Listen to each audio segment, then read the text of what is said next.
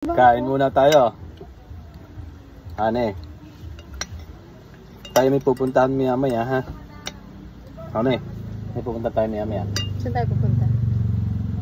Huwag magalit ikaw. Kain. Mamaya ako naaalamin para hindi ako magalit. Bakit? Wala namang ibang pinaglilibangan eh kundi yung laang. Subo muna, baby ko, para hindi magalit. Kaya ikaw ang aking inibig. Subuhan nyo, para hindi magalit. Good morning mga bro. Papasyal tayo sa San Pablo Expo ng manok. Titingin tayo doon. Titingin lang ha. Titingin lang ha. Kala ko mamaya mga alamin.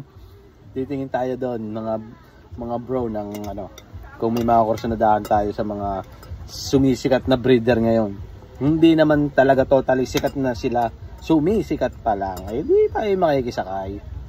Baka sakali. Titingin tayo ng kanilang mga pinagmamalaking bloodline. Naman na ulit. Kaya na kami. Ipag-SM ko muna ang asawa ko at wala daw siyang sandals. Pag bumili siya ng sandals, ay baka ako bumili din ng manok. Hindi na ako bibili ng sandals. Ay di titingin na lang ako ng manok. Titingin din lang misis ko ng sandals.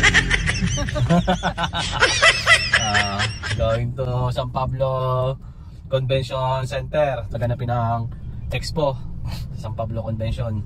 Okay. Ito na. Lapit na tayo. Dami din sasakyan na pumupunta. Mga bro, nandito na nga pala tayo sa Convention Center ng San Pablo Expo.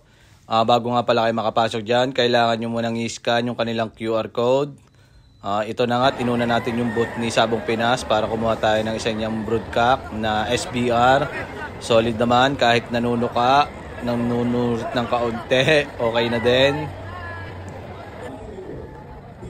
Ayan, dito naman tayo ngayon sa booth ng Iskulin. Titingin-tingin din tayo, baka sakali may magustuhan tayo sa kanilang mga bloodline.